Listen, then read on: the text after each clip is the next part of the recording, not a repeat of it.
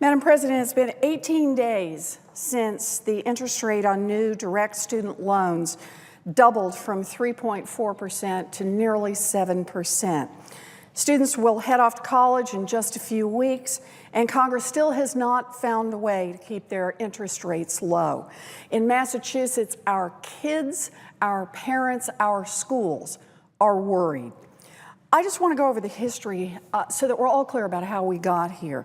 You know, for months, Democrats have argued that we need to keep interest rates low. We've made at least 3 attempts to do this. For example, I introduced a bill that would have dropped interest rates on direct loans for 1 year to the same level at which banks borrow from the federal government, which is currently less than 1%. I introduced that proposal because I believe that the federal government should invest in our students, not just in our biggest banks. Now, we also propose to extend the current interest rates at 3.4% for 2 years, paid for by closing tax loopholes. And Senator Reid and Senator Hagan offered a bill to keep rates low for 1 year. All 3 proposals had 2 features in common. They cut costs for students, and they gave us some short-term breathing room to take on bigger problems, including how to refinance $1 trillion in outstanding student loan debt and how to reduce the overall costs of college for all of our students. When we brought the last 2 proposals to a vote, they won by a majority. But they didn't pass because the Republicans filibustered both bills. We could have kept rates low, but the Republicans, every single one of them, voted to block that. Instead, Republicans put together their own long-term plan. It was an amazing plan. According to official government accounting, it would have generated $184 billion in profit that the government is already projected to make by doubling interest rates on student loans over the next 10 years. And then the Republicans would have added another $16 billion in new profits. Now, that's billions in pure profits. Profits after we've accounted for the cost of money, after the cost of administering the loan, and after the costs for bad debt losses. All those profits would be made off the backs of our kids who are trying to get an education. So here we are, 18 days past the July 1st deadline, and students are being hurt because Republicans filibustered these reasonable plans, even though the plans had support from a majority of the senators. Chairman Harkin, who has been a leader on this issue from the very start, has been doing his absolute best to find a solution that the Republicans would not filibuster, so that when students start taking out loans in a few weeks, they won't be the ones to pay for Republican obstruction. Others, like Senator Jack Reed, Senator Stabenow, and the majority leader, have also worked very hard to find a solution. But here's the problem. From the very beginning, Republicans have dug in their heels and insisted that any new student loan proposal maintain the same $184 billion in profit that the government will make on new student loans over the next 10 years. They insist that whatever we do, the government must make the same profits off the students that they will make now by doubling the interest rate to 6.8%. They say, whatever you do, make sure that the government makes $184 billion off our students. Now, many senators who care deeply about this issue, like Chairman Harkin, Senator Durbin, Senator Manchin, Senator King, have been doing their best under these circumstances to help the students out. And I applaud their commitment to our students. They have succeeded in getting at least some Republicans to support a proposal that will result in lower interest rates for some students for a couple of years. But in the end, this is a simple math problem. If Republicans insist that we continue to make the same amount of profit in the student loan program, that just means that students in future years will have to pay even higher rates to make up the difference.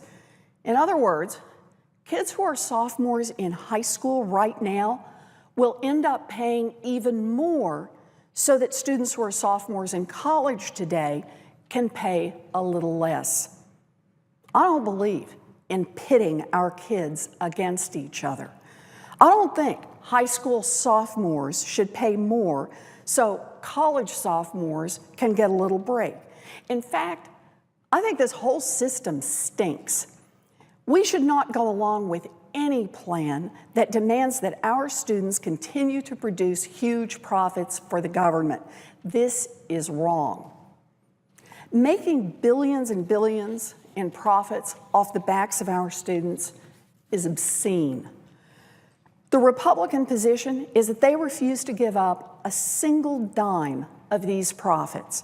In fact, the latest proposal adds another $715 million in additional profits. The Republican position is that we don't need to close tax loopholes or to ask wealthy Americans to pay their fair share because we have ready-made profit center for funding the federal government, middle-class families who are struggling to pay for college. I have the deepest respect for the senators who have tried so hard to come up with a deal for our students under these Republican conditions, and I have no doubt that their intentions are honorable. But I can't support this proposal. I have fought hard for working families and middle-class families for nearly all of my grown-up life. I fought back against credit card companies that put out zero-interest cards, planning to make all their profits in the fine print. I fought back against teaser rate mortgages that promised low rates in the first 2 years, but then shot up to rates that pushed millions of people into foreclosure. And now, the U.S. Senate is offering its own teaser rate loan program. A great deal for students this year and next, but every kid who borrows after that gets slammed. That's not the business the United States government should be in. I understand that compromise isn't always pretty, but there's no compromise in this bill. With the student loan rates now at 6.8%, if Congress does nothing, the government will make $184 billion in profits. Under the new proposal, the government will make the same $184 billion in profits plus another $715 million in additional profits.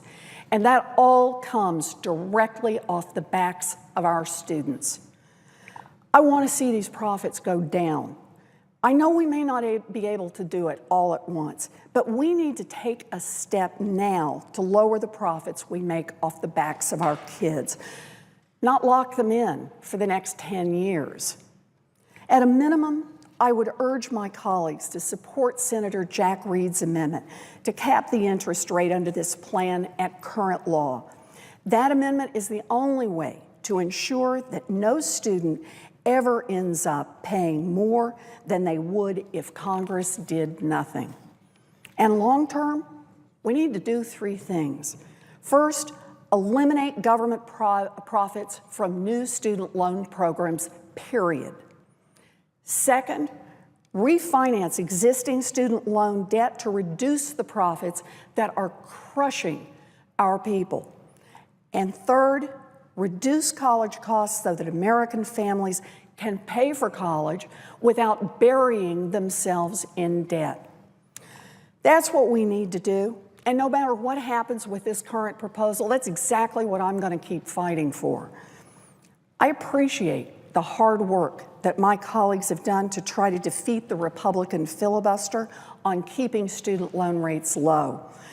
But our students are drowning under $1 trillion in student loan debt, and I cannot support a compromise proposal that squeezes even more profits off our kids. Thank you, Madam President.